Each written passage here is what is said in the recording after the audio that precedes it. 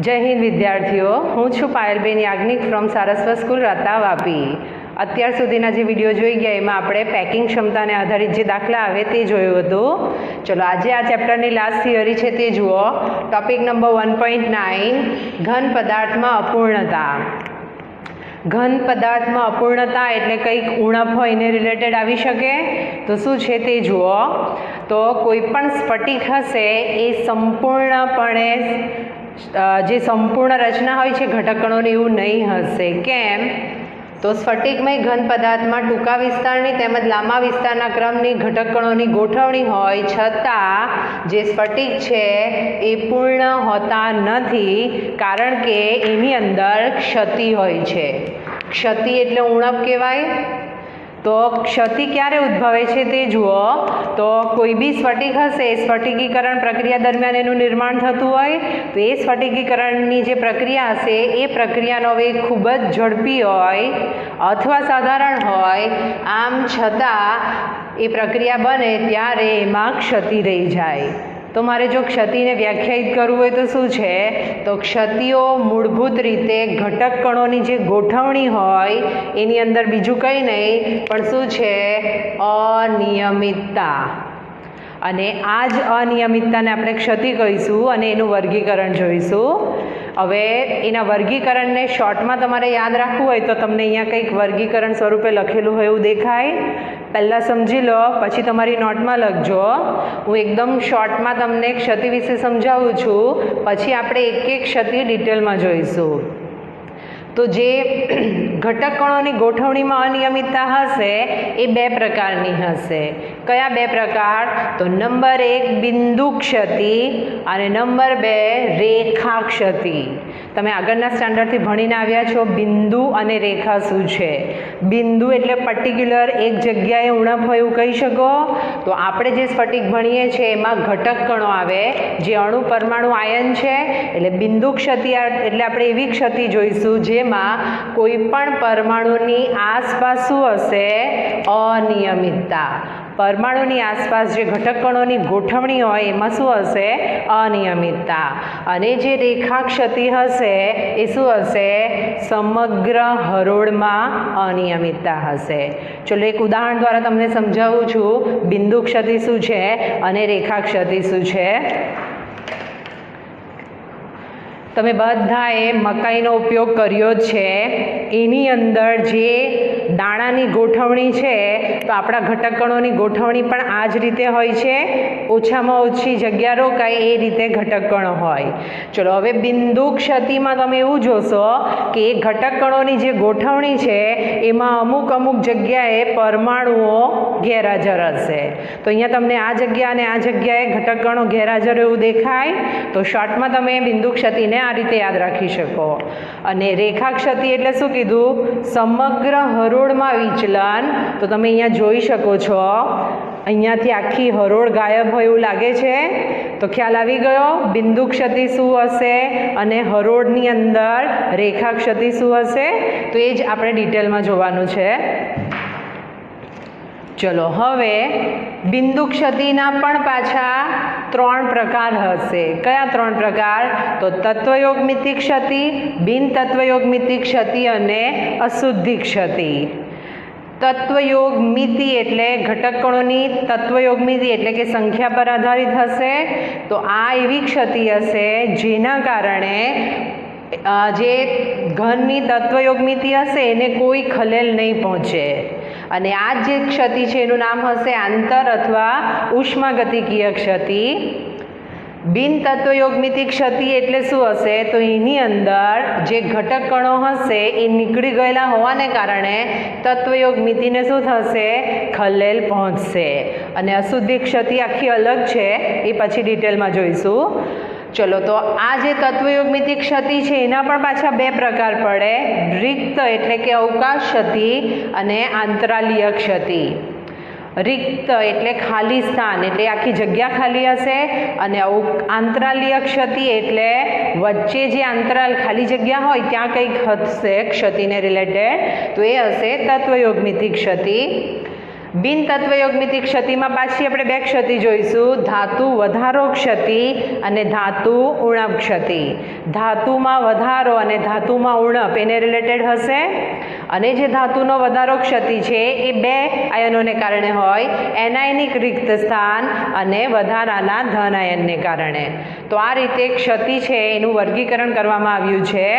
તો આપણે હવે ડિટેલમાં એક એક ક્ષતિ જોઈએ તે પહેલાં તમારી નોટમાં તમારે આ લખવાનું છે એટલે તમને પ્રકાર ખ્યાલ આવે, અથવા તમે સ્ક્રીનશોટ લઈ શકો. ચલો બધી ક્ષતિ ડિટેલમાં જોઈએ. તો અહીંયા મેં વર્ગીકરણ પાછું એકવાર લખીને આપ્યું છે. અત્યારે જ આપણે જોઈ ગયા ક્ષતિ મૂળભૂત બે પ્રકારની છે. કઈ બે પ્રકાર? બિંદુ ક્ષતિ અને રેખા ક્ષતિ. તો આપણે બિંદુ ક્ષતિથી શરૂઆત કરીએ. તો ઓલરેડી મેં તમને વ્યાખ્યા કરેલી છે. બિંદુ ક્ષતિ કોને કહેવાય? તો પરમાણુની આસપાસ શું થાય? અનિયમિતતા હોય, અને એના આપણે ત્રણ પ્રકાર જોઈ ગયા. કયા ત્રણ પ્રકાર છે? તો તત્વયોગમિતીય ક્ષતિ, બિન તત્વયોગમિતીય ક્ષતિ અને અશુદ્ધિ ક્ષતિ. વારાફરતી જોઈએ. તો શરૂઆત કરીએ તત્વયોગમિતીય ક્ષતિ.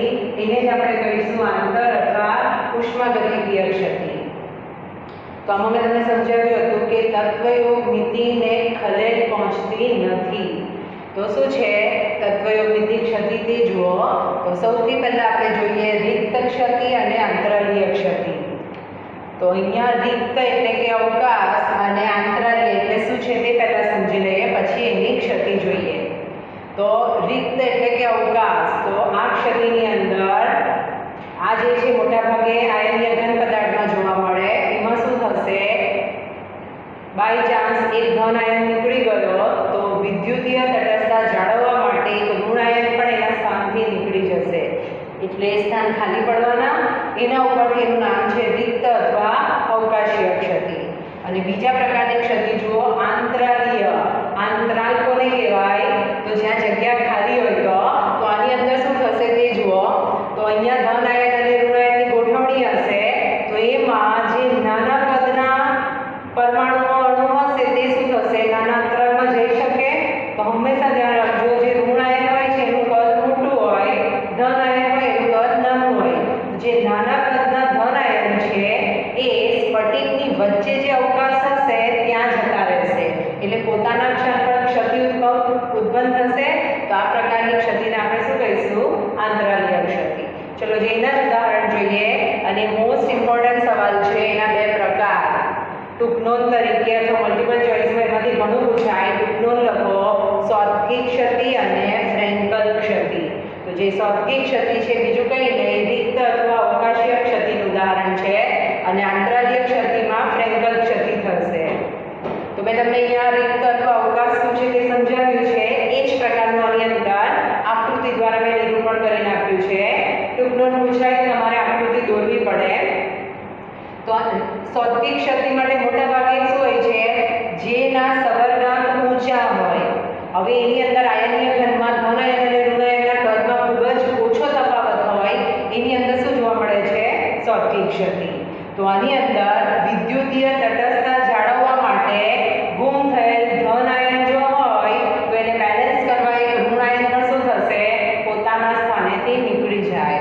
ચલો આકૃતિમાં જુઓ. તો આ અહીંયા ગાડી જે રેડ કલરથી સાઇન કરીને આપી છે ઋણ આયન છે. અહીંયા જગ્યા ખાલી એવું દેખાય છે. તો એની જ સામે શું હોય છે? બીજો એક ધન આયન ખાલી. તો આવી રીતે તમારી સ્પર્ધાત્મક પરીક્ષામાં આકૃતિ આપીને પૂછે છે. જો બે ઋણ આયનના સ્થાન ખાલી હોય તો તમારે ધ્યાન રાખવાનું છે કે એની સાથે બે ધન આયનના સ્થાન ખાલી હોવા જોઈએ. એટલે કઈ આકૃતિ સાચી છે, કઈ આકૃતિ ખોટી છે. અને જો શોધકી ક્ષતિ માટે પૂછ્યું હોય તો એક ધન આયન અને એક ઋણ આયન ગેરહાજર હોય એવી એની આકૃતિ હશે. તો ખ્યાલ આવી ગયો શું છે? હવે સ્ફટિક ઓલરેડી છે એમાંથી એક ધન આયન નીકળી ગયો અને એક ઋણ આયન નીકળી ગયો.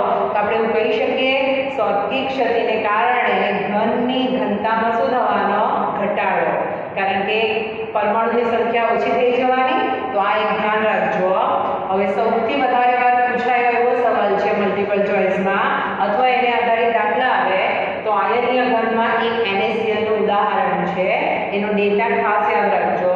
તો એના પ્રતિ 1 સેન્ટીમીટર ક્યુબની અંદર 10⁶ શોધકી ક્ષતિ છે અને 1 સેન્ટીમીટર ક્યુબમાં 10⁻² આયનો હોય છે અને આને કમ્બાઈન કરો તો તમે એવું કહી શકો કે દર 10⁻16 આયનને એક સ્વર્ગી ક્ષતિ. શું છે શબ્દ? દર 10⁻16 આયન હશે તો એક સ્વર્ગી ક્ષતિ હોય તો એની ગણતરીના તમને MCQ આવી શકે. હવે જેમની અંદર સ્વર્ગી ક્ષતિ જોવા મળે એના ઉદાહરણ જુઓ તો NaCl, KCl, AgBr, CaCl. તો મલ્ટિપલ ચોઇસમાં તમને ઉદાહરણ આપીને પણ પૂછી શકે તો તમારે યાદ રાખવાના. તો શું છે સ્વર્ગી ક્ષતિ? તે ખ્યાલ આવી ગયો. ગુમ થયેલ ધન આયન હોય ત્યારે વિદ્યુતીય તટસ્થતા જાળવવા માટે એક ઋણ આયન પણ નીકળી જાય અને એની ઘનતામાં શું થાય? ઘટાડો થાય. તો આ હતી રિક્ત અવકાશીય સ્વર્ગી ક્ષતિ. ચલો હવે જોઈએ આંતરાલીય ક્ષતિ. ઓલરેડી આંતરાલ શું છે મેં તમને સમજાવ્યું છે.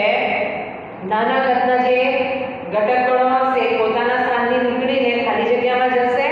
તો આ ઊંચા સળગવાળા જે સંયોજનો હોય છે એમાં જોવા મળતી હતી. તો આ નીચા સળગવાળા જે આયનીય ઘન પદાર્થ છે એની અંદર જોવા મળે અને ખાસ ધ્યાન રાખજો તફાવત સ્વરૂપે પણ પૂછી શકાય. તો જે ફ્રેન્કલ ક્ષતિ હશે એમાં જ્યારે આયનોના કદમાં તફાવત હોય ત્યારે ફ્રેન્કલ ક્ષતિ ઉદ્ભવે. એ તમે અહીંયા જોઈ શકો છો. એટલે નાના કદના સામાન્ય રીતે ધન આયન પોતાના સ્થાનથી નીકળીને આંતરાલીય ખાલી જગ્યામાં જતા રહે તો એ જે ક્ષતિ હશે એને આપણે ફ્રેન્કલ ક્ષતિ કહીશું. અને MCQ માં બોર્ડમાં પણ બહુ બધી વાર પૂછાયો છે. ફ્રેન્કલ ક્ષતિ એવી ક્ષતિ છે કે એની અંદર બંને રિક્ત અને અવકાશ બંને જોવા મળે. કેવી રીતે બંને જોવા મળે તે જુઓ. તો આ ક્ષતિને કારણે ધન આયન પોતાના સ્થાનેથી નીકળ્યો, પોતાના મૂળ સ્થાનથી નીકળી ગયો એટલે જગ્યા ખાલી પડી એટલે એને શું કહેવામાં આવે? રિક્ત ક્ષતિ. ખ્યાલ આવે છે? અને જે નવી જગ્યા હતી એ કઈ જગ્યા હતી? જે અવકાશ હતો ત્યાં જઈને ગોઠવાયો એટલે નવા સ્થાને જ્યાં ગોઠવાય છે એ કયો હશે? આંતરાલીય ક્ષતિ. તો વાક્ય ખરું ખોટું એવું પૂછી શકાય તો પોતાના સ્થાને રિક્ત ક્ષતિ અને નવા સ્થાને કયું હશે? આંતરાલીય ક્ષતિ ઉદ્ભવે. હવે એના ઉદાહરણ જોઈ લો. ZnS, AgCl, AgBr અને AgI. તફાવત બીજો જોવો હોય તો આમાં ઘનની ઘનતામાં શું થતો હતો? ફેરફાર નહીં થતો હતો, સોરી ઘટાડો થતો હતો. તો આની અંદર તો નીકળવાના બળ નથી, રહેવાના અંદર જ છે એટલે આપણે એવું કહી શકીએ ઘન પદાર્થની ઘનતામાં ફેરફાર કરતા નથી. અને બંનેની વચ્ચે મેં ગ્રીન કલરથી મોટા અક્ષરે કંઈક લખીને આપ્યું છે. તો આ સવાલ પણ ગુજસેટની એક્ઝામમાં બહુ વાર પૂછાયો છે. એવું કયું ઉદાહરણ છે જેની અંદર સ્વર્ગી ક્ષતિ પણ જોવા મળે, ફ્રેન્કલ ક્ષતિ પણ જોવા મળે? તો યાદ રાખજો એ છે AgBr. તો ખ્યાલ આવી ગયો બંને? ચલો તો આ તમારી નોટમાં લખવાનું છે અથવા સ્ક્રીનશોટ લઈ લો.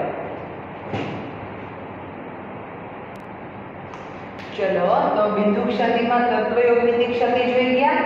બિન તત્વયોગમિતિ ક્ષતિ જોઈએ તે પહેલા તમારી બુકમાં અશુદ્ધિ ક્ષતિ પહેલા સમજાવી દીધી છે તો આપણે પણ એ જોઈ લઈએ. તો અશુદ્ધિ ક્ષતિ શું છે તે જુઓ. હવે આની અંદરથી પણ તમને મલ્ટિપલ ચોઇસમાં પૂછાયેલા ઘણા સ્ટેટમેન્ટ મળશે. પહેલા તો એની આકૃતિ જુઓ. મેં ઉદાહરણ લીધું છે NaCl. NaCl માં કયા બે આવેલા હોય? Na+ અને Cl- આવેલા હોય. પણ તમે આકૃતિ જોશો તો અહીંયા એક જગ્યાએ Sr+2 લખેલું છે અને બીજી જગ્યાએ Na+ નું એક સ્થાન ખાલી છે. પાછું બોલું, આ જે આખો સ્ફટિક છે તો NaCl એટલે Na+ Cl- હોવું જોઈએ ગોઠવણીમાં. તો એક જગ્યાએ Na+ ની જગ્યાએ શું છે? Sr+2 અને બીજી જગ્યાએ Na+ નું સ્થાન છે તે ખાલી છે. તો આ છે અશુદ્ધિ ક્ષતિ. શું છે તે જુઓ. તો જે પીગળિત NaCl હોય એમાં થોડા પ્રમાણમાં SrCl2 રહેલો હોય છે. SrCl2 જુઓ એટલે એમાં Sr+2 અને Cl-1 છે. તો શું થશે? એનું સ્ફટિકીકરણ કરવામાં આવે તો આ સ્ટેટમેન્ટ ખ્યાલ રાખજો. Na+ ના કેટલાક સ્થાન કોના દ્વારા મેળવી લેવાય છે? તો Sr+2 આયન મેળવી લે કારણ કે ઓલરેડી એમાં થોડા પ્રમાણમાં હાજર જ હોય છે. અને બહુ જ અગત્યનું સ્ટેટમેન્ટ છે જુઓ. તો દરેક Sr+2 એના ઉપર +2 છે એના ઉપર +1 છે. તો દરેક Sr+2 બે Na+ આયનોને ફેરબદલ કરે. એટલે આમાંથી મેં બે Na+ આયન ફેરબદલ ફેલાયું દેખાય છે. તો એકમાં Sr+2 આવ્યું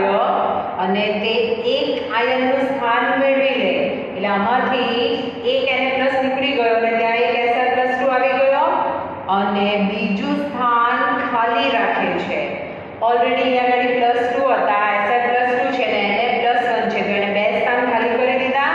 તો એક સ્થાન પોતે મેળવી લે અને એક સ્થાન ખાલી રહે.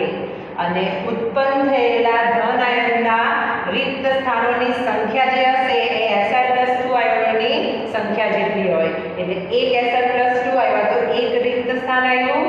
કેમ એક રિક્ત સ્થાન આવ્યું? કારણ કે એક Sl+2 બે Na+ આયનો જગ્યા લે છે, એમાંથી એકમાં પોતે બેસી જાય છે અને એક સ્થાન શું કરે? ખાલી રાખે. તો આવી જે ક્ષતિ છે એને આપણે શું કહીશું? અશુદ્ધિ ક્ષતિ. એના ઉદાહરણ બીજું આપ્યું છે તમને CdCl2 અને AgCl દ્રાવણ. તો આમાં શું અનુમાન આવશે? પ્રત્યેક Cd+2 બે Ag+ આયનને સ્થાન લઈ લેશે અને એક સ્થાનમાં પોતે રોકાશે અને એક Ag+ નું સ્થાન કેવું રહેશે? ખાલી. તો ચાર આકૃતિ સૌકિટ ફ્રેન્કલ અશુદ્ધિ ક્ષતિની દોરીને આપી હોય અને તમને એની અંદરથી જે સવાલ પૂછ્યો હોય તો આકૃતિમાં તમારે જોવાનું કે બે સ્થાન ખાલી હોય ને એકમાં ધન આયન ના સ્થાને આ રીતનું કંઈ આવી ગયું હોય તો એ અશુદ્ધિ ક્ષતિનું ઉદાહરણ હશે. તમારે નોટમાં લખી દો અથવા સ્ક્રીનશોટ લઈ લો. ચલો હવે આપણે જોઈએ બિન તત્વયોગમિતિ ક્ષતિ. બિન તત્વયોગમિતિ ક્ષતિમાં મેં તમને સમજાવ્યું હતું કે તત્વયોગમિતિને ખલેલ પહોંચાડતી નથી અને એના બે પ્રકાર છે. કયા બે પ્રકાર? ધાતુ વધારો ક્ષતિ અને ધાતુ ઉણપ ક્ષતિ. તો સૌથી પહેલાં આપણે જોઈએ ધાતુ વધારો ક્ષતિ અને એના જ પાછા બે પાર્ટ એનાયનીય રિક્ત સ્થાન અને વધારાના ધન આયન શું છે તે સમજીએ. તો વ્યાખ્યા પાછી આપી છે સ્ફટિકમય પદાર્થની તત્વયોગમિતિને ખલેલ પહોંચાડતી નથી. અને ખાસ ધ્યાન રાખજો જે અકાર્બનિક ઘન પદાર્થ હોય છે એની અંદર બિન તત્વયોગમિતિ ક્ષતિ જોવા મળે. તો સૌથી પહેલાં જોઈએ ધાતુ વધારો ક્ષતિ. ધાતુ વધારો એનો મતલબ એમ કે આ ક્ષતિને કારણે ધાતુમાં કંઈક વધારો થતો એવું લાગશે. ચલો શું છે તે જોઈએ. તો સૌથી પહેલાં જુઓ એનાયન એટલે કે ઋણ આયનમાં રિક્ત સ્થાનોને કારણે જે ક્ષતિ ઉદ્ભવે. ઋણ આયનના રિક્ત સ્થાન, રિક્ત એટલે ખાલી સ્થાન. તો અહીંયા તમને ધન આયન ઋણ આયનના સ્થાન જે આગળ સમજાય એ રીતના તમને આપ્યા છે. ઋણ આયનના કદ મોટા છે, ધન આયનના કદ નાના છે, એ રીતે બતાવ્યું. તો આપણે ઉદાહરણ લઈએ. દાખલા તરીકે NaCl KCl જેવા આયનીય ઘન. તો શું છે એનાયનીય ઋણ આયનનું સ્થાન? તો આ મેં તમને NaClના સ્ફટિક જે છે એની અંદર ધન આયન અને ઋણ આયનની ગોઠવણી બતાવી છે. હવે જે શબ્દ બોલું છું એના પર ધ્યાન આપજો. આ સ્ફટિકને સોડિયમની બાષ્પના વાતાવરણમાં ગરમ કરવામાં આવે. ધ્યાનથી જુઓ, જ્યારે NaClના સ્ફટિકને સોડિયમની બાષ્પના વાતાવરણમાં ગરમ કરવામાં આવે તો શું કરશે?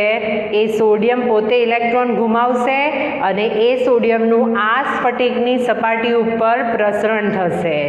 એટલે પહેલાં સોડિયમની બાષ્પમાં ગરમ કર્યો, એમાંથી ઇલેક્ટ્રોન ગુમાવીને ઓલરેડી જે ધન આયન ઋણ આયન હતા એમાં Na+ આયનોનું પ્રસરણ થવાનું અને આ સ્ફટિક બંધારણમાં Na+ આયનનું પ્રસરણ થવાથી એની અંદર રહેલા ઋણ આયન Cl- એ Na+ તરફ આકર્ષાશે અને એ ત્યાં Na સાથે જોડાઈ જાય અને શું બનાવી દેશે? NaCl બનાવી દે. એટલે કે સ્ફટિકની સપાટી ઉપર Na પરમાણુ જમા થાય અને Cl સ્ફટિકની સપાટી પર પ્રસરણ પામે અને Na પરમાણુ સાથે જોડાઈને શું આપે?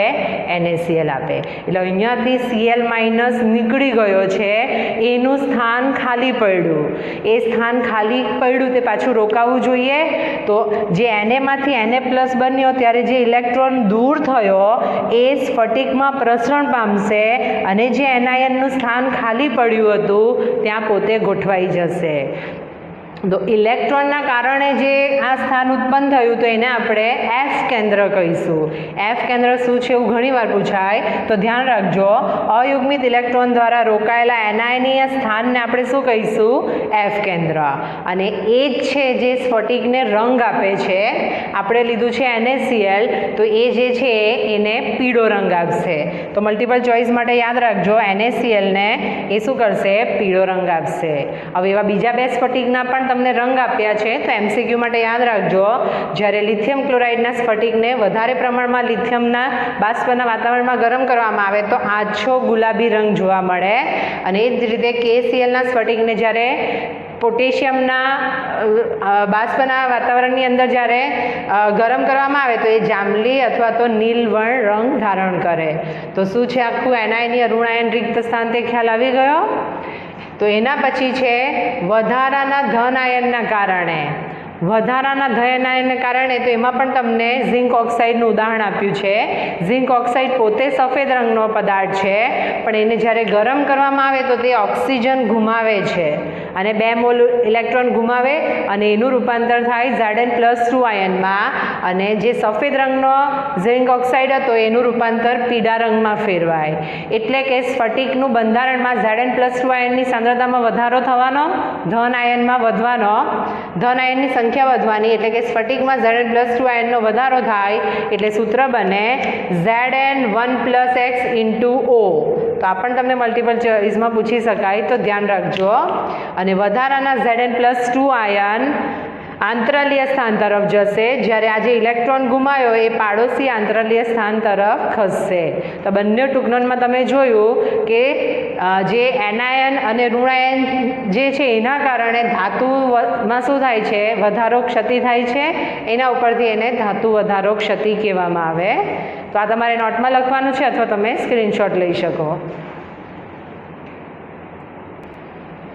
ચલો, ધાતુ વધારો ક્ષતિ જોઈ ગયા. હવે આપણે જોઈએ ધાતુ ઉણપ ક્ષતિ.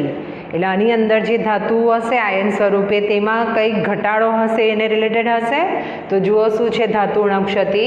તો એવા ઘણા ઘન પદાર્થો છે જેમને તેમના તત્વયોગમિતીય સંગઠન મુજબ બનાવવા મુશ્કેલ હોય, અને તે તત્વયોગમિતીયનું જે પ્રમાણ હોય એના કરતાં ઓછા પ્રમાણમાં ધાતુ આયન ધરાવે.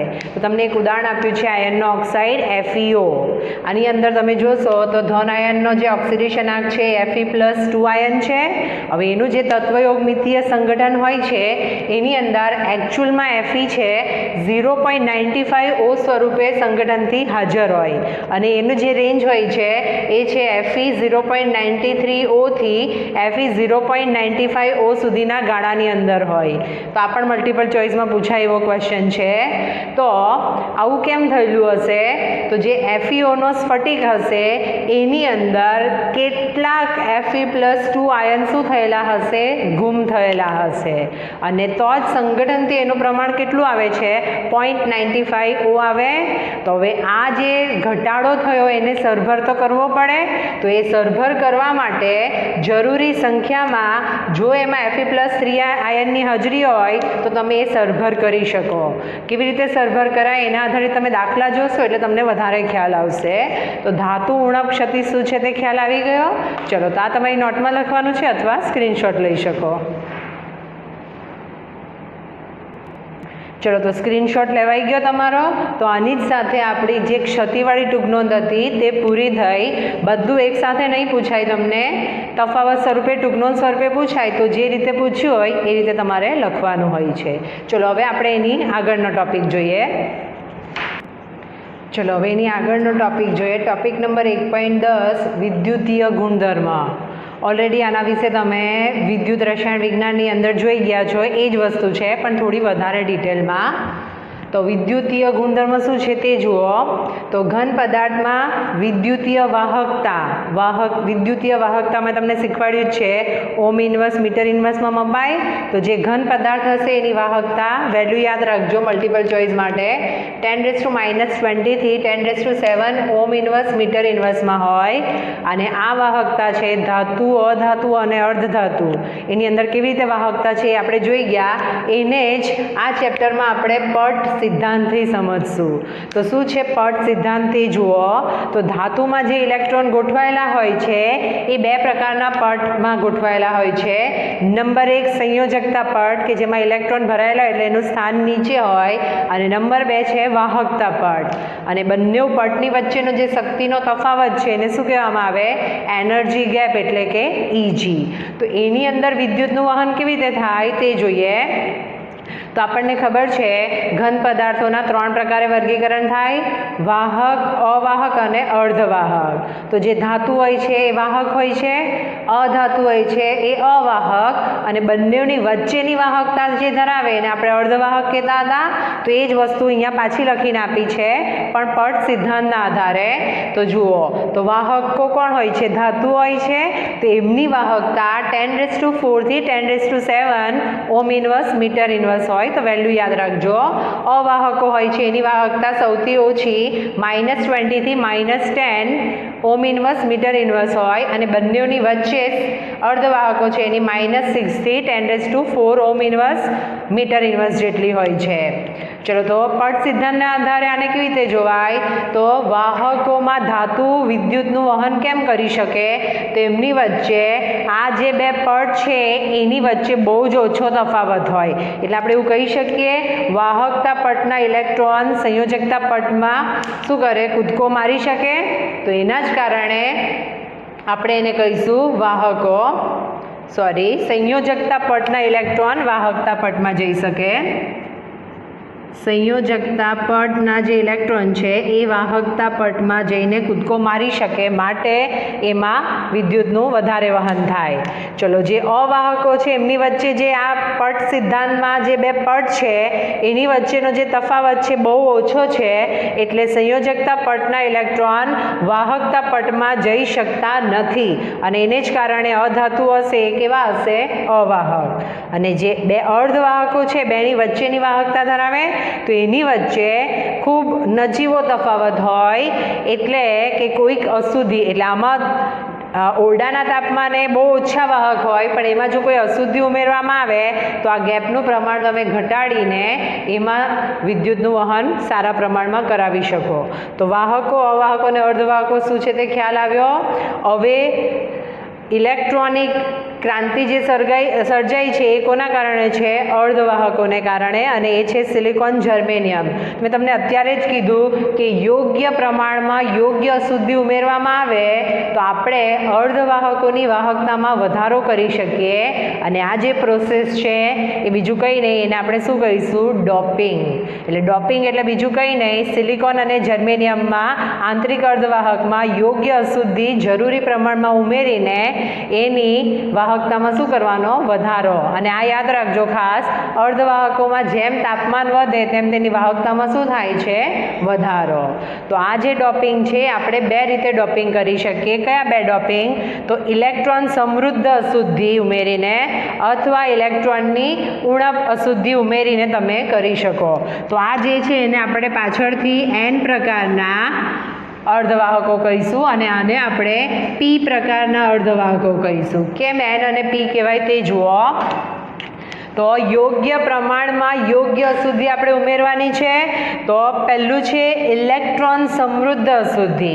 ચલો, સિલિકોન છે, જર્મેનિયમ છે, બંને 14મા સમૂહના તત્વો છે. 14મા સમૂહના તત્વોની કોમન ઇલેક્ટ્રોન રચના શું આવે? NH2NP2 છે.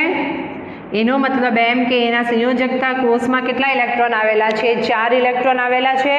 તો ઇલેક્ટ્રોન સમૃદ્ધ અશુદ્ધિ એટલે એના કરતાં વધારે ઇલેક્ટ્રોન ધરાવતા સમૂહના જે તત્વો છે એની સાથે એનું ડોપિંગ કરવાનું. તો આપણે લઈ લઈએ સમૂહ 15. તો એમાં છે ફોસ્ફરસ, આર્સેનિક, કે એની બાહ્ય કોષની ઇલેક્ટ્રોન રચના આના કરતાં એક વધારે, એટલે શું હોવાની? NH2NP3 હોવાની. એટલે એમાં કેટલા ઇલેક્ટ્રોન છે? 5 ઇલેક્ટ્રોન.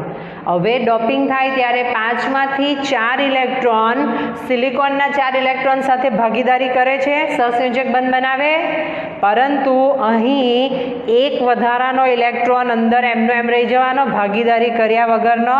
તો એ જ ઇલેક્ટ્રોનને આપણે કયો કહીશું? ચલિત ઇલેક્ટ્રોન, મૂવમેન્ટ કરી શકે. અને આ જ વધારાનો જે 5મો ઇલેક્ટ્રોન છે એ સિલિકોનની વાહકતામાં શું કરશે? વધારો. અને એ જ પ્રમાણે વધારો ઋણાયનના લીધે થતો હોવાથી એને ઇલેક્ટ્રોન સમૃદ્ધ અશુદ્ધિવાળા અર્ધવાહકો અથવા શું કહેવામાં આવે? N પ્રકારના અર્ધવાહકો. શું છે N પ્રકાર? ખ્યાલ આવી ગયો? ત્યારે એની આ આકૃતિ દોરવી પડે. ફરીથી આકૃતિ આવી, એમાં નિરૂપણ આવ્યું, તો એ મલ્ટિપલ ચોઇસમાં તમને પૂછી શકાય. હવે ઇલેક્ટ્રોન સમૃદ્ધ હતા એની જગ્યાએ ઇલેક્ટ્રોનની ઉણપવાળી અશુદ્ધિથી ડોપિંગ કરીએ તો 14મા સમૂહમાં 4 ઇલેક્ટ્રોન હતા સંયોજકતા કોષમાં. ઇલેક્ટ્રોનની ઉણપ એટલે એના કરતાં ઓછા, એટલે એક સમૂહ પાછળ જવું પડે. એટલે સમૂહ 13 સાથે આપણે એનું ડોપિંગ કરીએ. સમૂહ 13ના તત્વો એટલે એના ઉદાહરણ છે એલ્યુમિનિયમ, બોરોન, ગેલિયમ. તો એમાં શું થશે, આનું જે ડોપિંગ કરવાના એની પાસે સંયોજકતા કોષમાં 3 ઇલેક્ટ્રોન છે. સિલિકોન, જર્મેનિયમ પોતાની પાસે 4 ઇલેક્ટ્રોન છે. બરાબર ધ્યાનથી સાંભળજો. એમાંના 3 આ જે સમૂહ 13ના તત્વો છે એની સાથે ભાગીદારી કરી દેવાના. તો અહીંયા તમને ભાગીદારી કરેલી દેખાય છે. હવે સિલિકોનનો પોતાનો એક ઇલેક્ટ્રોન જે છે, ચોથો ઇલેક્ટ્રોન, એ શું થવાનો, ભાગીદારી વગર બાકી રહેવાનો. એટલે કે એની અંદરથી ગુમ થયેલો હોય એવું દેખાય. તો શું થશે, એની પાડોશમાં જે આયન હશે પોતાના સ્થાનાંતર કરીને એ સ્થાનને ભરી દેશે. એટલે કે ઇલેક્ટ્રોન રિક્ત કહે. ચોથો ઇલેક્ટ્રોન ગુમ થયેલો હોય તેને ઇલેક્ટ્રોન છિદ્ર અથવા ઇલેક્ટ્રોન રિક્ત કહે. અને પાડોશી પરમાણુમાં ઇલેક્ટ્રોન ત્યાં આવીને ઇલેક્ટ્રોનના છિદ્રમાં પોતાના સ્થાને ખાલી સ્થાન છોડી દેશે. એટલે ત્યાં આવશે અને પોતાના સ્થાને શું થશે, ખાલી સ્થાન ઉત્પન્ન થાય. તો તમે અહીંયા જોઈ શકો છો. એના માટે તમને લખીને આપ્યું છે ઘન છિદ્ર. ઇલેક્ટ્રોન નહીં પણ એ શું હશે, ઘન છિદ્ર. તો બંનેની આકૃતિમાં શું છે તે ખ્યાલ આવી ગયો તમને. અને આ જ પ્રકારે જે ઇલેક્ટ્રોન છિદ્ર નહીં ભરેલા ઇલેક્ટ્રોન છિદ્રની દિશા જોશો તો એની વિરુદ્ધ હશે. અને એના જ કારણે આપણે એને કયા પ્રકારના કહીશું, પી પ્રકારના અર્ધવાહકો. તો એન પ્રકાર અને પી પ્રકાર શું છે તે ખ્યાલ આવી ગયો.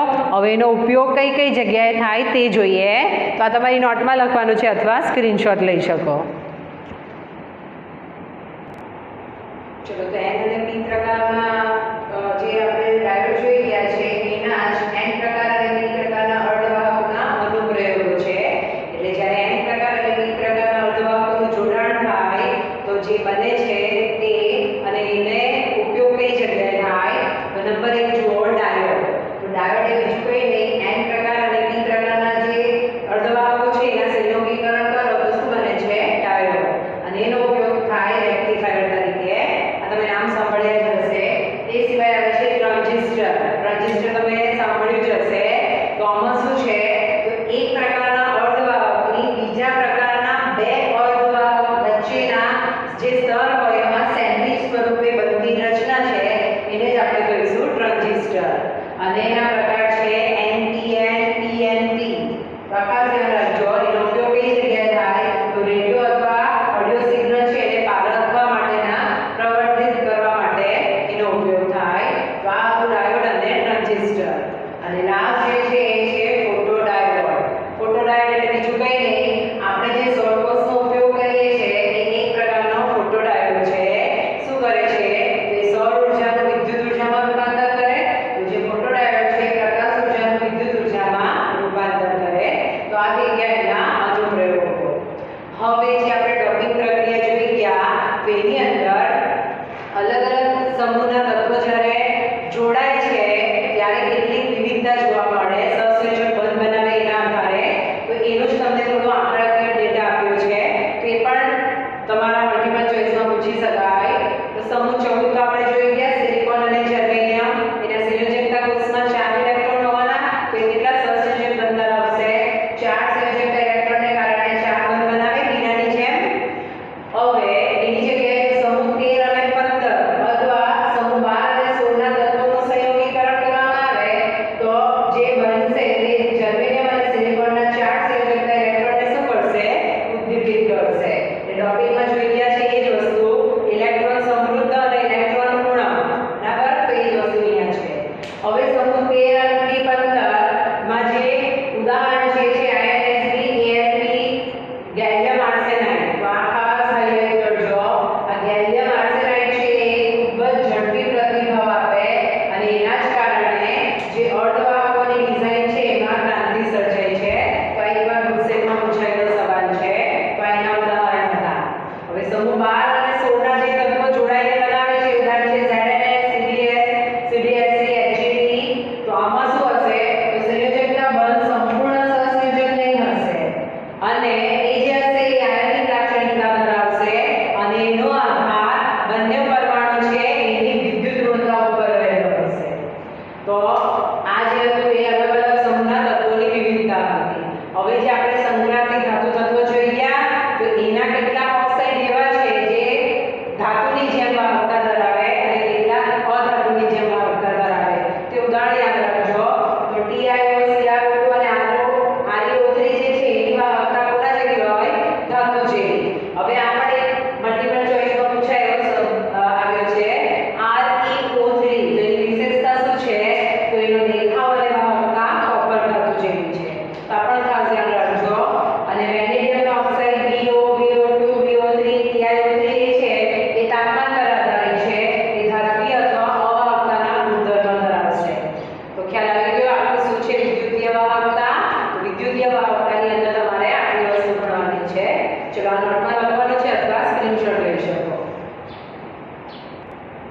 ચલો લાસ્ટ ટોપિક જુઓ. ટોપિક નંબર 1.11 ચુંબકીય ગુણધર્મ. તો આપણે જે ઘન અવસ્થામાં જે ઘન પદાર્થનું જોઈ ગયા એમાં જે ઘન પદાર્થમાં ઇલેક્ટ્રોન રહેલા હશે તે પોતે એક ચુંબક તરીકે વર્તશે અને જે ચુંબકીય ચાર્જ માત્રા હશે એ બે પ્રકારની હોય. તો એ જે ગતિ કરે છે ઇલેક્ટ્રોન એના કારણે ઉદ્ભવે તો એની બે પ્રકારની ગતિ હોય. કઈ? કક્ષકીય ગતિ અને બીજું ભ્રમણ ગતિ. કક્ષકીય ગતિ એટલે કેન્દ્રની આજુબાજુની અને પોતાની ધરી પર ભ્રમણ કરે એને આપણે શું કહીશું? ભ્રમણ ગતિ. તો એના જ આધારે જે ચુંબકીય ગુણધર્મ છે આપણે 5 ચુંબકીય ગુણધર્મ જોવાના છે. પ્રતિચુંબકીય, અનુચુંબકીય, ફેરોમેગ્નેટિક, એન્ટીફેરોમેગ્નેટિક અને ફેરીમેગ્નેટિક.